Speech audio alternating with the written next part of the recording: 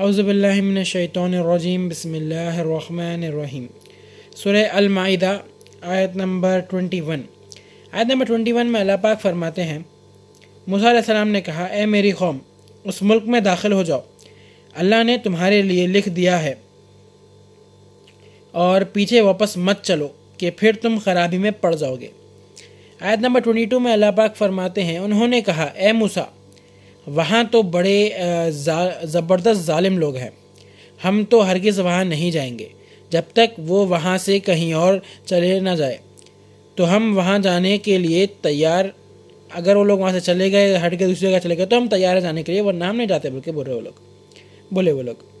آیت نمبر 23 میں اللہ پاک فرماتے ہیں، ان دو آدمیوں نے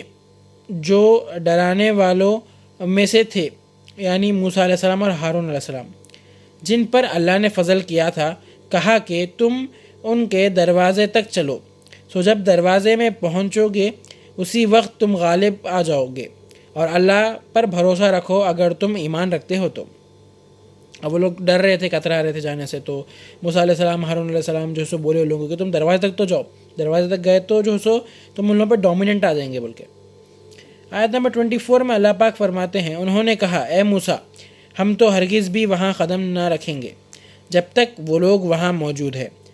آپ اور آپ کے رب وہاں چلے جائیے، پھر دونوں ہی لڑ لیجئے، ہم تو یہیں بیٹھے رہیں گے۔ آیت نمبر 25 میں اللہ پاک فرماتے ہیں، موسیٰ علیہ السلام نے دعا کی، اے میرے رب، میں اپنی جان اور اپنے بھائی پر اختیار رکھتا ہوں، سو آپ ہم دونوں اور اس نافرمان قوم کے درمیان فیصلہ کر دیجئے۔ آیت نمبر 26 میں اللہ پاک فرماتے ہیں، ارشاد ہوا کہ یہ ملک ان کے ہاتھ میں 40 برس تک حرام کر دیا گیا، اور یہ پریشان اور حیران پھرتے رہیں گے، سو آپ اس نافرمان قوم پر غم نہ کیجیے۔ موسیٰ علیہ السلام کے دعا کے جواب میں اللہ تعالیٰ کا ارشاد ہوا کہ یہ ملک کو جو ہے سو اللہ تعالیٰ ان کے ہاتھ میں جو ہے سو یہ ملک ان کے ہاتھ میں اللہ تعالیٰ 40 سال تک حرام کر دیا۔ وہ لوگ اس میں دیوانے ہو کے پریشان گھومیں گے، حیران پریشان گھومتے رہیں گے، وہ لوگ ان کی سزا ہے، اور ان کی یہ حالت دیکھ کے آپ غمگین نہ ہونا بلکہ موسیٰ علیہ السلام کو اللہ پاک فرمائے۔ آیت نمبر 27 میں اللہ پاک فرماتے ہیں، اور آپ ان اہل کتاب کو آدم علیہ السلام کے 2 بیٹوں کا قصہ پڑھ کر سنا دیجیے، جب دونوں نے اپنی نظر مانی اور ایک ہی نظر قبول ہوئی اور قابل کی نظر قبول نہ ہوئی، تو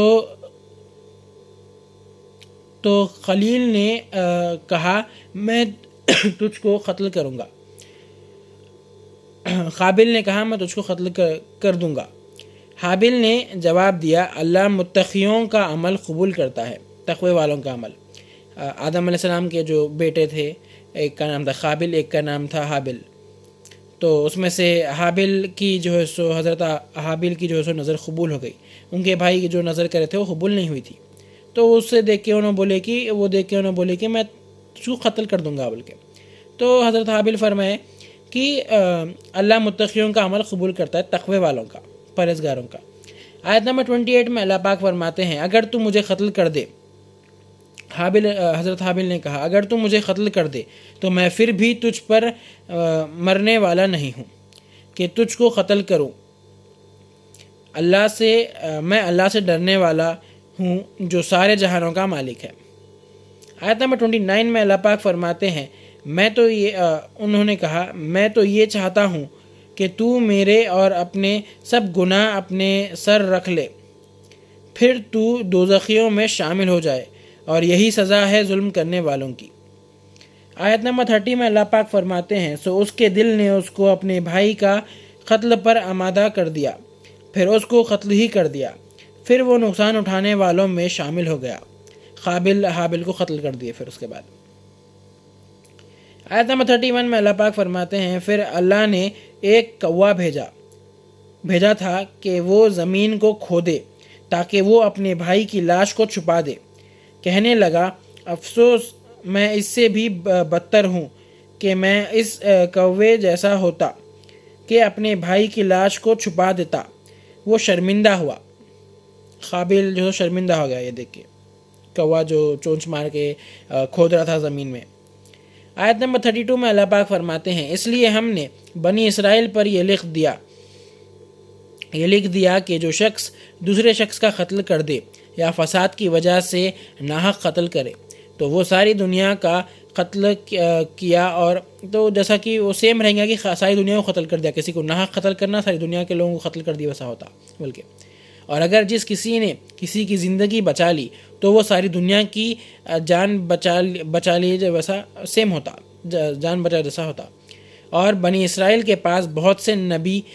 نشانیاں لے کر آئے، پھر بھی بہت سو نے زیادتی کرنے والے ہی رہے. اتنے سارے نبیاں نشانیاں لے کے آنے کے بعد بھی یہ لوگ جو رسولوں کے اوپر نبیوں کے اوپر زیادتی کرتے رہے بنی اسرائیل. آیت نمبر 33 میں اللہ پاک فرماتے ہیں جو اللہ اور اس کے رسول سے لڑتے ہیں یا زمین میں فساد پھیلاتے ہیں تو ان کی یہی سزا ہے کہ ان کو قتل کیا جائے یا سولی دی جائے یا ان کا سیدھا ہاتھ اور دایاں پیر کاٹ دو یا زمین سے ان کو نکال دو، ترک وطن کر دو، وطن سے باہر نکال دو. ان کے لیے دنیا میں سخت رسوائی ہے اور ان کے لیے آخرت میں بھی عذاب عظیم ہے. آیت نمبر 34 میں اللہ پاک فرماتے ہیں مگر جو گرفتار ہونے سے پہلے توبہ کر لے تو جان لو کہ اللہ بخشنے والا ہے اور بڑا رحم کرنے والا ہے. آیت نمبر 35 میں اللہ پاک فرماتے ہیں مومنو اللہ سے ڈرتے رہو اور اللہ کے قرب کو تلاش کرو، اللہ کی قربت کو تلاش کرو اور اللہ ہی کے راستے میں جہاد کرو تاکہ تم کامیاب ہونے والے بن جاؤ. آیت نمبر 36 میں اللہ پاک فرماتے ہیں اگر کافروں کے پاس دنیا کی تمام چیزوں اور ان چیزوں کے ساتھ اتنی ہی چیزیں اور بھی ہوں تاکہ وہ اس کو دے کر قیامت کے عذاب سے چھوٹ جائے، اس وقت بھی وہ چیزیں ہرگز ان سے قبول نہیں کی جائے گی اور ان کے لیے دردناک عذاب ہے. جتنی بھی چیزیں اللہ تعالیٰ ان کو دیے اس سے زیادہ بھی چیزیں ان کے پاس رہے، بہت سی چیزیں بھی لوگ جمع کر لیے اور قیامت کے عذاب سے بچنے کے لیے چھوٹنے کے لیے اس کو جو ہے سو معاوضہ کے ٹائپ یوز کرنے کی کوشش کرے تو بھی وہ سب چیزیں ہرگز قبول نہیں کریں گے اللہ تعالیٰ، اور لوگوں کے ایسے دردناک عذاب ہے. آیت نمبر 37 میں اللہ پاک فرماتے ہیں کافرین یہ خواہش کریں گے کہ وہ دوزخ سے نکل جائیں اور وہ اس سے کبھی نہ نکلیں گے اور ان کے لیے دائمی عذاب ہی ہوگا. آیت نمبر 38 میں اللہ پاک فرماتے ہیں چور مرد یا چور عورت جو چوری کرے سو ان کے ہاتھ کاٹ دو، یہ ان کے کاموں کی سزا ہے جو اللہ کی طرف سے عبرت ایگزامپل کے لیے ہے، اور اللہ زبردست غالب ڈومیننٹ ہے اور بڑی حکمت والا ہے. آیت نمبر 39 میں اللہ پاک فرماتے ہیں جو گناہ کے بعد توبہ کر لے اور اپنی اصلاح